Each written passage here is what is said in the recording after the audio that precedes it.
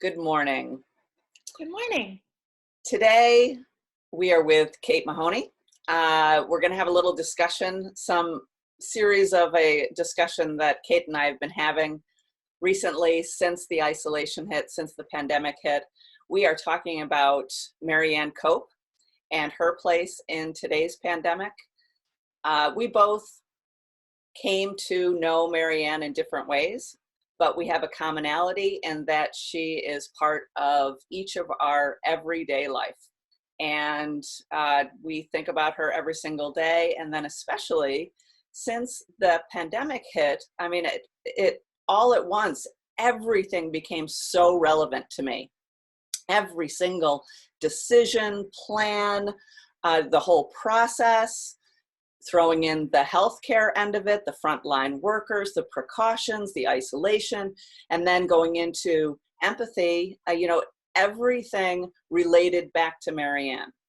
And so Kate and I have been talking recently about the hope and the strength that we get from knowing her story and talking about her and learning from her, and thought that maybe we could share it with y'all today and possibly, give someone out there a little strength and hope, just feeding off of how we've been inspired.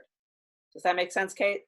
Yeah, absolutely. And like you said, people are looking for hope. People are looking for healing right now. And I do think sort of when anything hits suddenly, or even when you know it's coming, everybody has a different way of bracing for impact, right? Like some people look to history, some people look to government, some people look to their faith, some people kind of patch together some version of all of that. And the overarching thing is history. And so for you and I, like you said, in different ways, we have a variety of people we would look to as leaders or role models, but specifically as it relates to a pandemic and how we respond and heal and, no pun intended, cope, I think she is a model. And in a very modern way, it's like there's an app for that.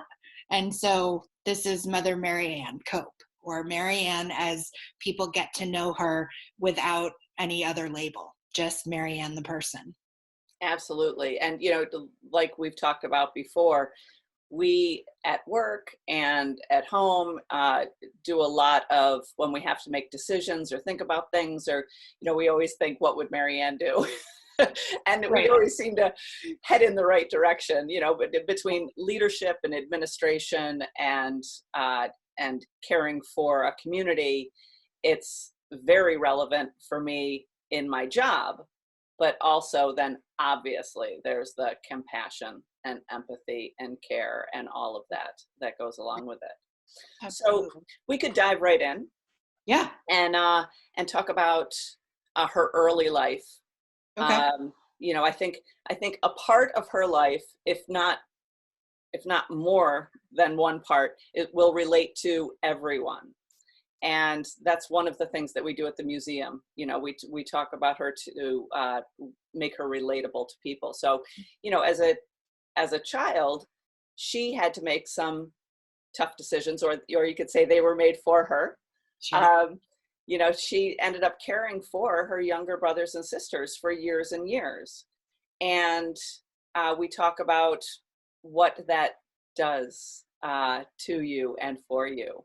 And Sure. I think, obviously you can relate directly to this in changing your path and having to make decisions regarding your future to adapt to what's going on right now. Yeah. No, and that's she again provides the anchor and the model for what it is when there's such a degree of disruption in home and family life, right? First of all, she's a toddler when she moves from Germany to the United States, right? So even her origin story is not in the home where the first change happened in her life. And as a young person taking care of a family, we're seeing that now, whether it's the distance learning at home or just chronic or sudden illness, right? Like we see in families every day, whether it's our own or someone else's, when crisis strikes, different people step in ways they never thought they were capable of, and some step back because that's how they need to process before they act. So it's all these moving parts. And again, we can look to Marianne Cope for, wow, she did that at a very young age, and that likely set even more of a tone for her path forward. Absolutely.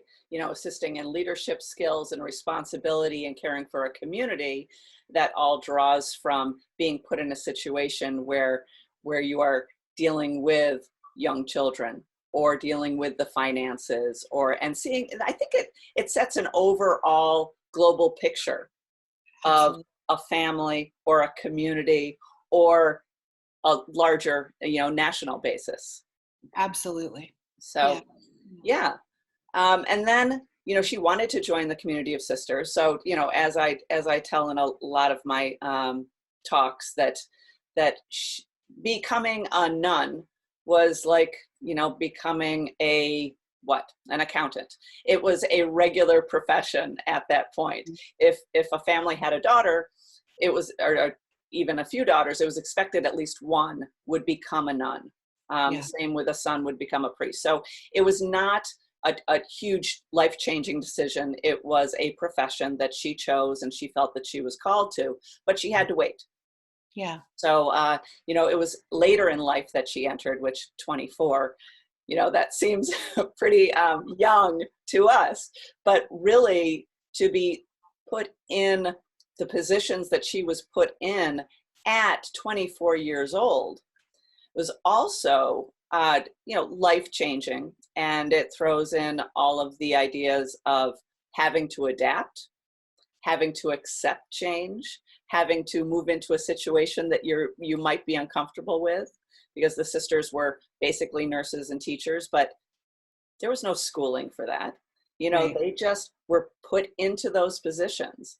And I think, adapting to change, but also knowing that you're going into change, that you're accepting it, that it's going to happen within your life. You already know it when you sign up to be a sister. You know that you're going to be given all of these different things that come along. And so you know that you're going to have to adapt. And I think maybe that's something that we've lost along the way. A lot of fear of change has come in to play in our society, instead of acceptance of change and change as opportunity. Yeah, I think culturally we have shifted in a lot of ways over time, where appreciation has sort of morphed into expectation, and expectation feels more finite. So I want to jump back though to what you said about waiting, because we are effectively globally being asked to wait. And in the midst of this, there are weddings, births, funerals, graduations, all of these chapters of life where the norm is this expectation of, these are the ceremonies you will go through to enter into this next chapter. And now we're watching people adapt. And it's, in my opinion, they're adapting beautifully, even though it's messy, even though it's hard, even though there's aftermath after the adaptation, right?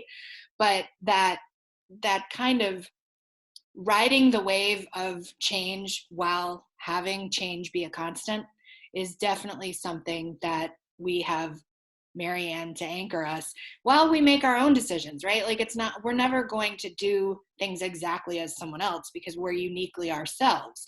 But to be able to pull from these resources that have had these experiences in their time in life before us is only going to serve us and bolster us, I think. Absolutely. And we look at, the missteps that were made in the past and the challenges and kind of fuddling through them. There was never a challenge where it was like suddenly, yes, this is the answer and this is it, and it was over. There was always a struggle to get through it. And I think key too is knowing that there are so many different things going on in each of us individually, but then in everyone as a community. And there is no black and white. There is no right and wrong. There's actually so much in between that we need to fuddle through. Yeah. And, we saw that with Marianne going through teaching and going into administration and being put into positions as principal and superintendent of community convents, and then being put into St. Joseph's Hospital as administrator. There was never walking into a situation and having all the answers. Right. I think if we can more easily accept that there are a lot of different values, there are a lot of different color choices, there are a lot of different variations that we all have to negotiate through, I think it makes it a little easier.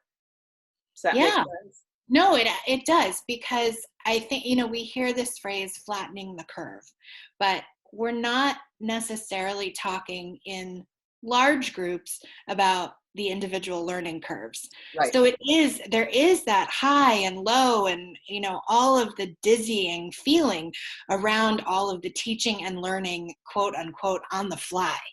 Right. And I have thought a lot about the incorporation and request to the military to come in and set up the hospitals and the MASH units and all the different circles of community that come together and pull apart based on need. I mean, there is just global triage happening right now. So maybe you can speak a little bit to Marianne in that hospital administrator role in terms of the creation and the varying degrees of patient care infrastructure. Yeah, and going all the way back to the Sisters of St. Francis as to why they do what they do. So, once making that commitment to be in service to others, it was a matter of, well, what's needed right now? And where are we right now? And look around and develop what's needed. So as simple as that, they were going into people's homes to care for the sick, and realized that if they created a central place, if they created a hospital, they could provide better care. So this is what was needed. And then they found the neighborhood that St. Joseph's Hospital sits in right now in Syracuse. And that neighborhood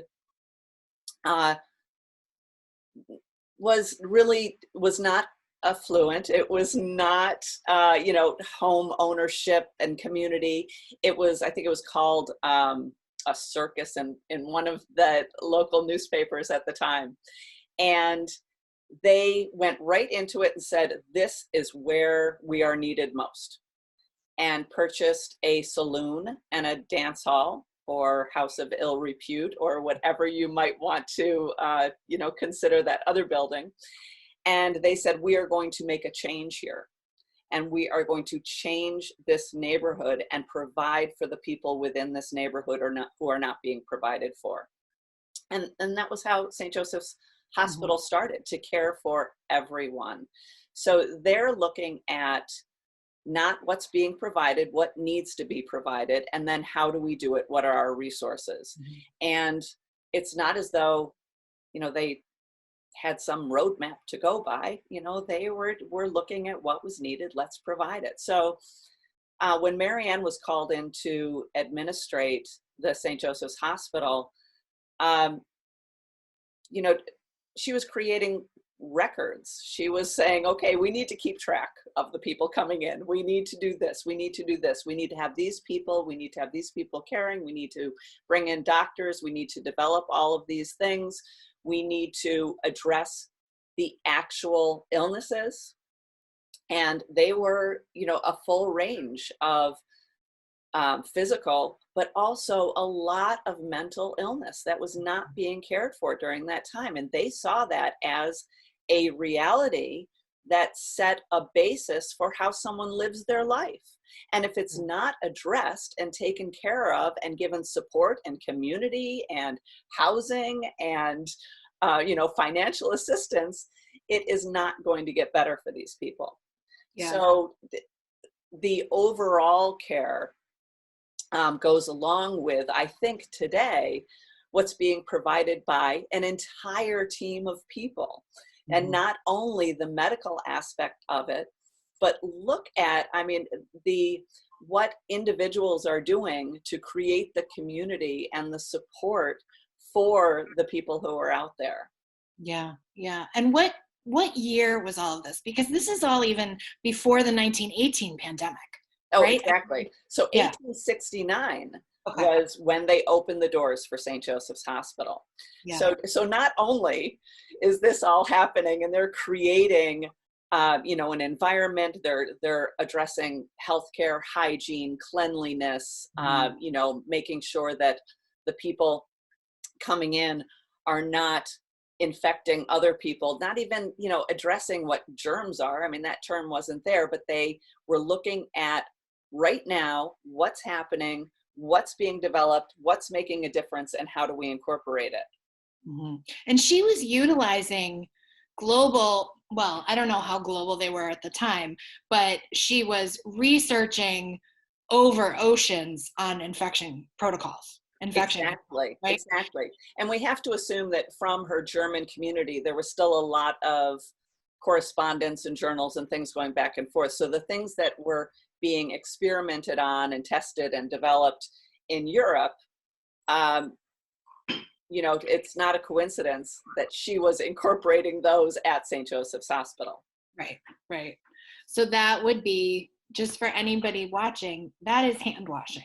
That is universal precaution. Like, it's so funny. Every time I have a conversation with anybody about hand washing, I'm always like, oh, that's Marianne. And I didn't really, my introduction to her, truthfully, was when I became a home health aide when I was 24, I think. And then I learned that at 24, she sort of found this calling. And it was very similar to when I was in like third grade or whatever and learned about Florence Nightingale. There are these people you read about at different ages and stages who leave their mark, whether it's Harriet Tubman or Ruth Bader Ginsburg, and their mark on these different avenues of activism. And I don't think we think today of hand washing as activism, or at least we didn't up until this was, the biggest message coming from healthcare institutions. Wash your hands. This is your part in your community. So it's so cool that she really is the beginning of that for so many people. Yeah. Well, and think about it. I mean, back in 1869, look at, this is a woman. Yeah, right. And she is going in as administrator of a hospital and telling people to wash their hands. And, if you think about today, there's some resistance to being told what to do. Imagine back then, a woman telling all of these male doctors and staff and any community member who comes into her domain, her hospital, this is the rule. Right. This is what has to be done. And how difficult could that have been to have to, I mean, that she dealt with some backlash. There's no way she couldn't have, going in and kind of taking over and saying this. And actually, we know that also because we see that later in her life where she's actually dealing with the same things and, having to really be strong and be there and be diplomatic at the same time. But, sometimes say, listen, this is the way it is, or we're out of here. Yeah.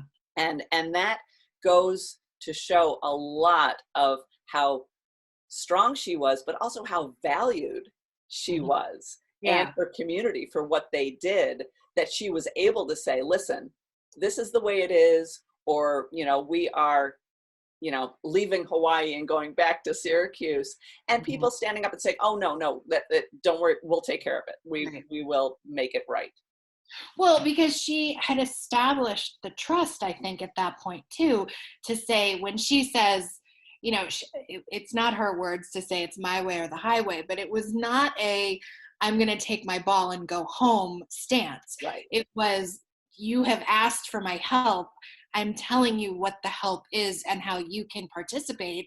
And if that's not going to work, then my services aren't going to be functional here, and there's help everywhere. And that's the model of the sisters, but it was also her MO to say, where there's a need, I will be.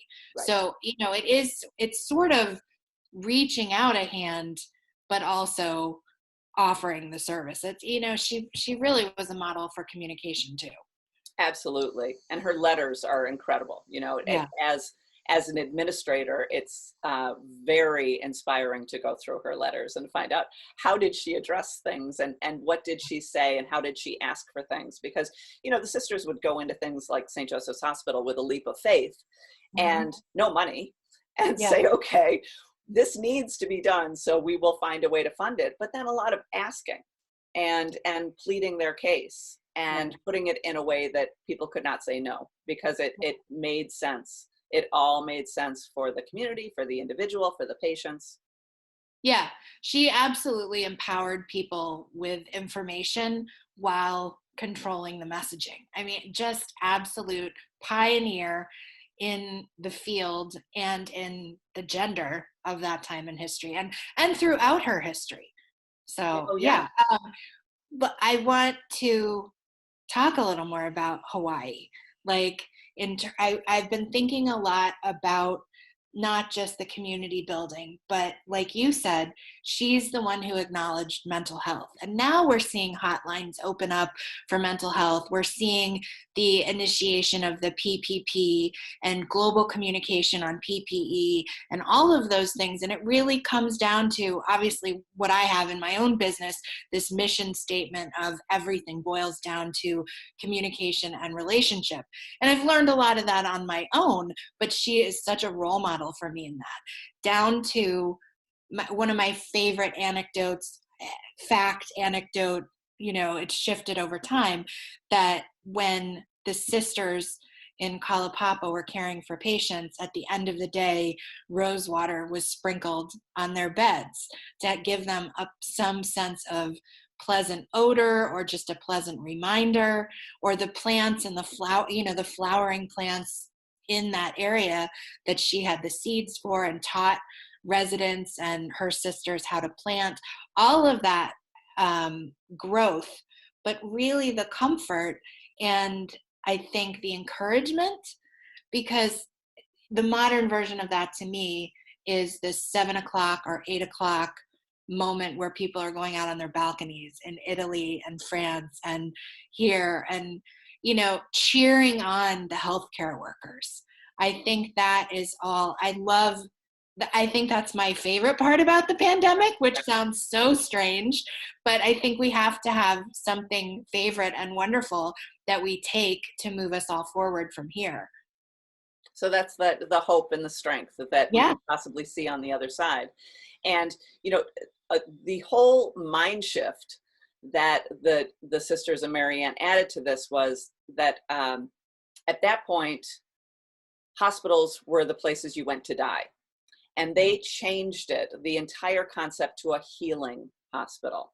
So when we go to Oahu, Honolulu, and then on to Kalapapa, where they cared for patients in isolation and exile and separated from their families, they created a place of healing for all of these people, no matter if they were going to die tomorrow or die in another month or die in a couple of years.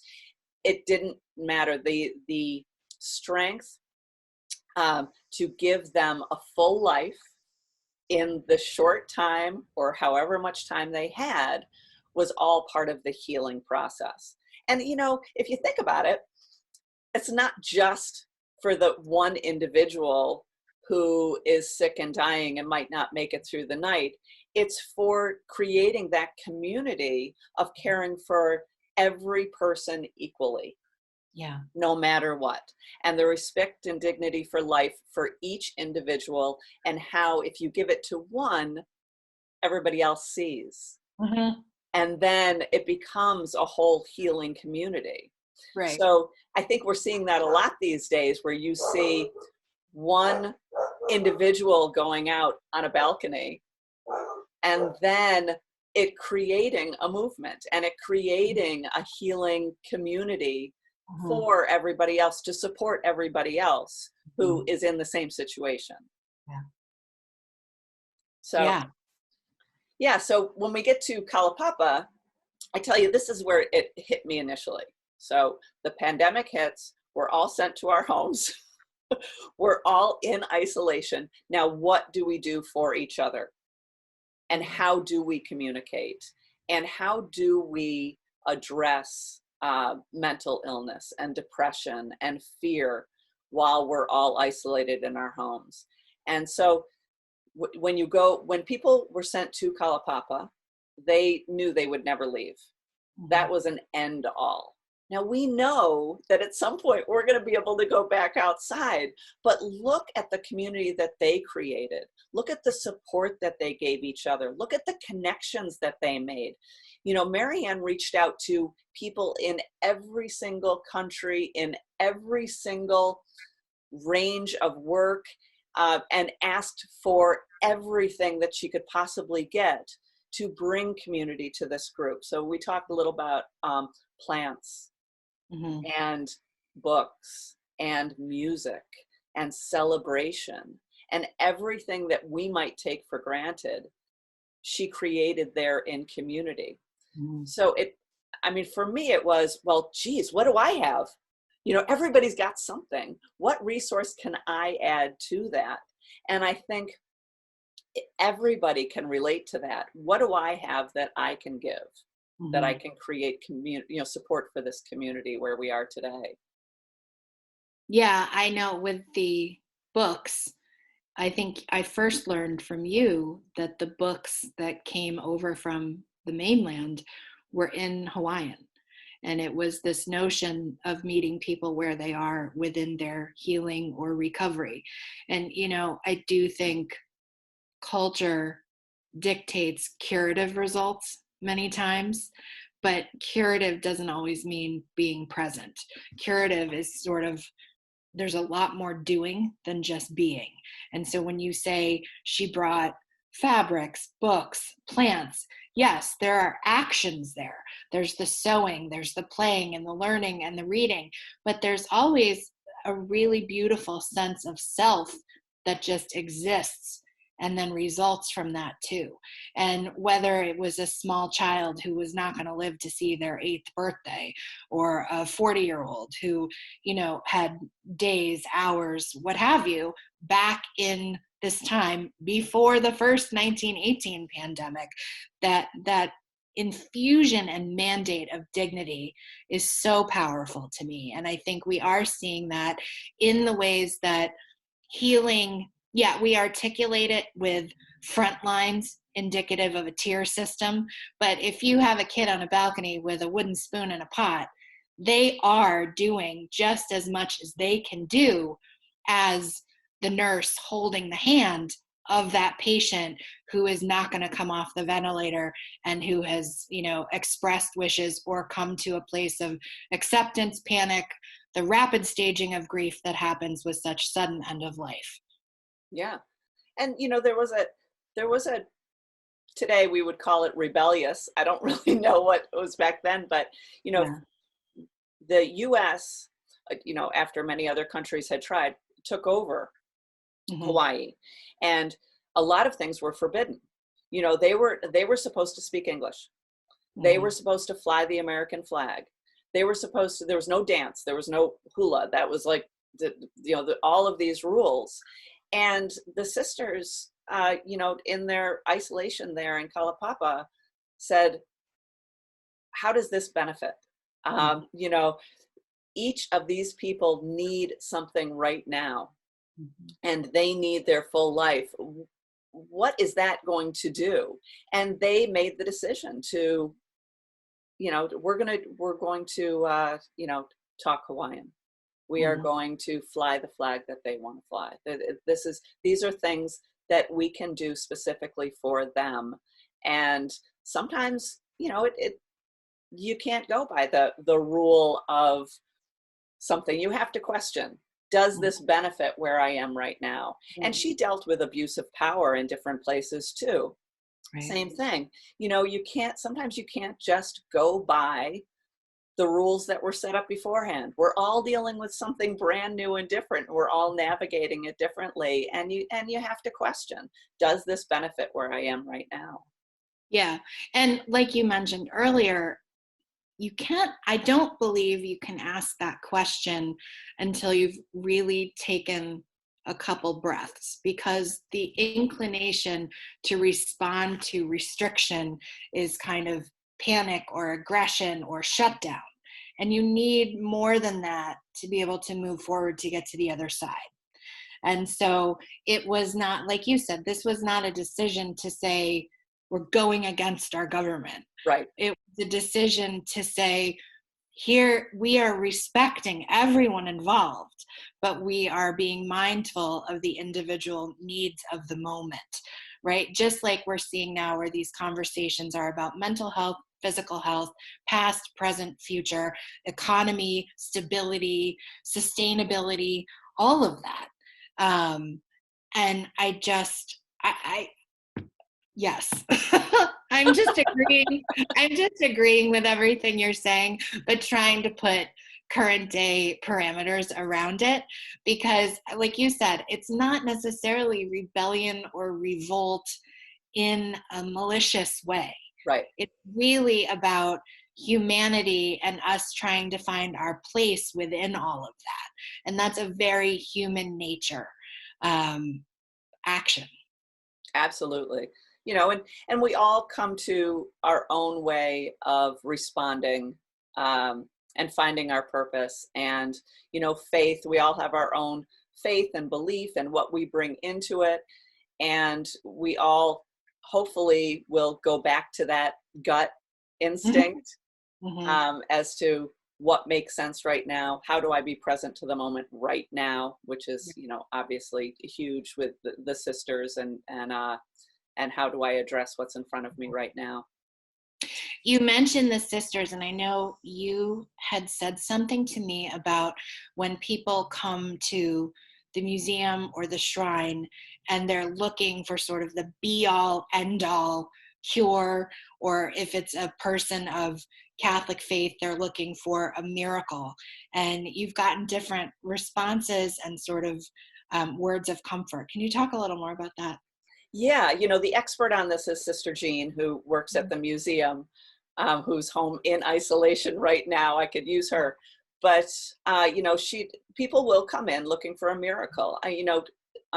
Marianne's canonization was based on a couple miracles, as you know, and a lot more get reported to us, on a weekly basis.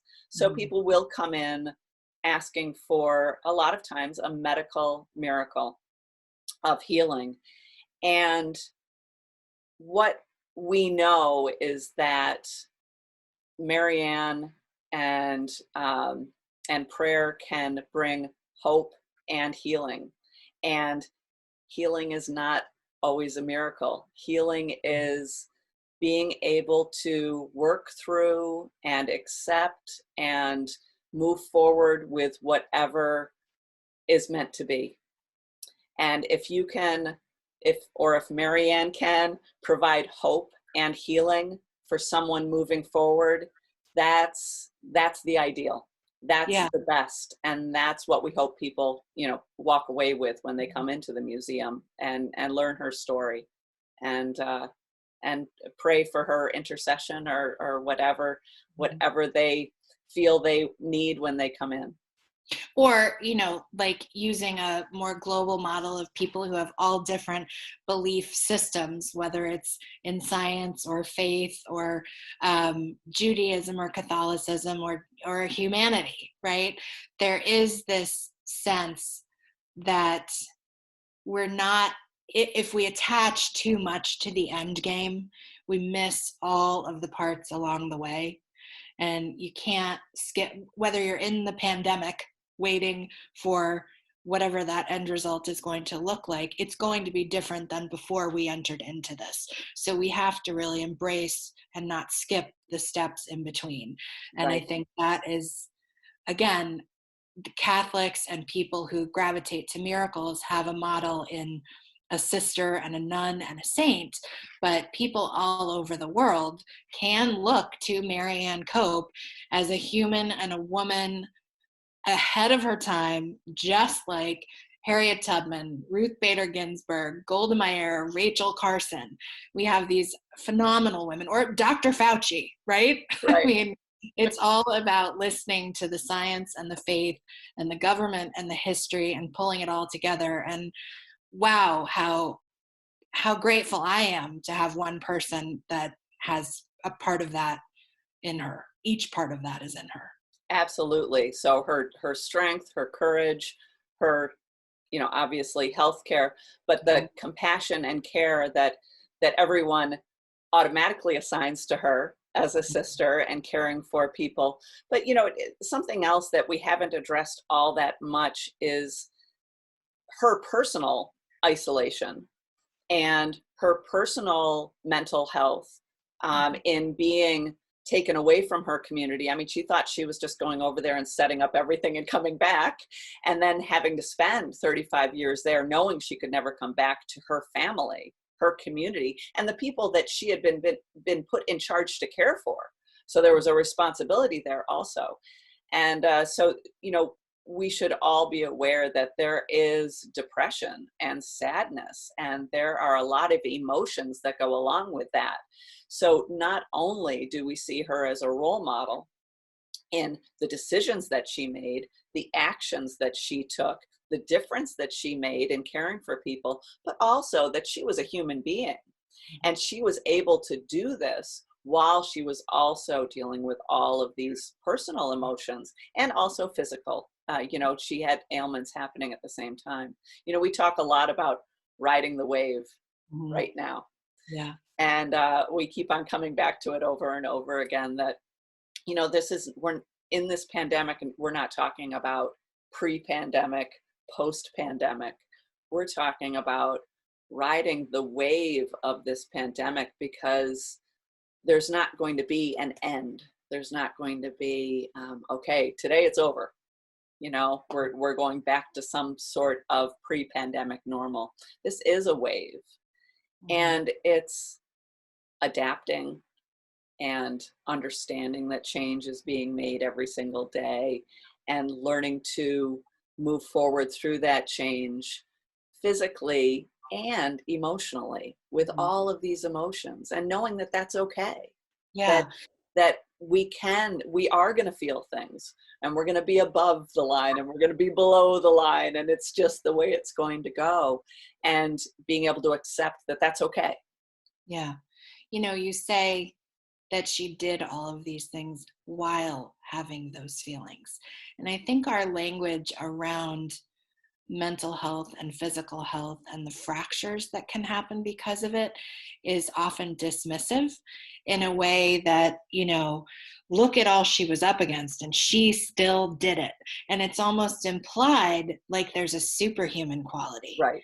And I think the way that she cared for people and managed her own needs was not superhuman. It was human. And that is, again, like you said, I think at one point I mentioned the other side of the pandemic. Like you said, it's not an end. It's a recovery model. And so there will be phases. And so there's the through line and there's the wave. And we're managing it all, and we're coming at it in different moments in time with different experiences, because the loss of life is profound right now. But the hope and the healing that is also happening is equally moving. Yeah. Right. So it's all a balance. Yeah. So this all comes into empathy. I mean, I think the sisters have empathy ingrained in everything they do. So they don't really talk about it. So I've kind of taken on this role, I feel, of, this is what empathy is, and this is how to teach it, and this is how to incorporate it into your lives, because they just live it. They live empathy in action. So, so there's my plug for Empathy in Action, the program that we're starting at the museum that basically is hopefully going to help people navigate their own emotions, navigate listening, paying attention, community, how important connection is right now, learning someone's story, and creating whatever kind of community support group we can to to assist in any way we can to find our purpose. Yeah, yeah. It's so valuable what empathy can do and be for people. But they do have to want to know what it is and then try to apply it and employ it. And having you as a resource and having Marianne Cope be the example. I mean, like you walk into the museum and you have all the vignettes, right?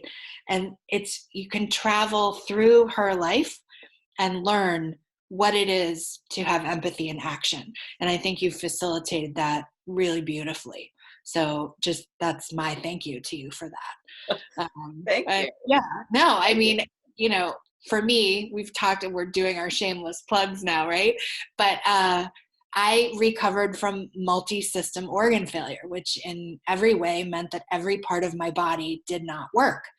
And so I came back to a sense of life and living in phases that were very slow and not difficult, not easy, and definitely affected my mental health. So, we talked earlier about career goals. When I graduated from college, I really wanted to pursue theater, but my own illness and then subsequently illness in the family, it kept sort of pulling me off the track that I thought I would be on. And now I'm in a place where the pandemic and my training in acting makes me feel like this is my time to shine. And I don't mean that in any way that would be condescending or judgmental to anyone who's really struggling. It's just, I think this pandemic, and I think Marianne Cope, and I think our own experiences are being given an opportunity to be fused together so we can all move forward with hope and healing. Absolutely. Well said. That was great. So I think we've made it through her life. We've made it through our relationships with her and how we utilize her. And I think, the best that we can do at this point is put ourselves out there, which is what we're both doing, is, in case we can make a difference, in case we can add to any kind of new strength, community strength, on whatever the other side or through the waves and then, through the healing. And also to let people know that we are available. If anyone wants to talk more, if anyone wants to talk about maybe a presentation, making connection, anything like that, that we would love to make ourselves available. This is a resource that we found that we can offer and that we, have the skills to. So any way that we can help people through the waves of this pandemic, we'd love to put ourselves out there. Mm-hmm. Right? Absolutely. We are it sounds cliche, but we are each in a chapter of our own story and a collective story. And so between learning from you with the Center of Empathy and Action, or taking a tour of the museum, or coming to me to request a speaking opportunity, I'm always happy to share any part of my story that might resonate with anyone else in their journey. And so this is what we do, and we do it for the one. We never know who the one is going to be, but we trust over time that there's always one person that can hear something we say and take it with them for the better. Absolutely. So I will connect, I'll put links with the recording so that, in case there's somebody out there who has no idea who either one of us are, we will have a link to Kate's book, to how to contact her if you'd like a presentation, anything like that. If you haven't heard her speak, it is definitely worthwhile. And it is not, a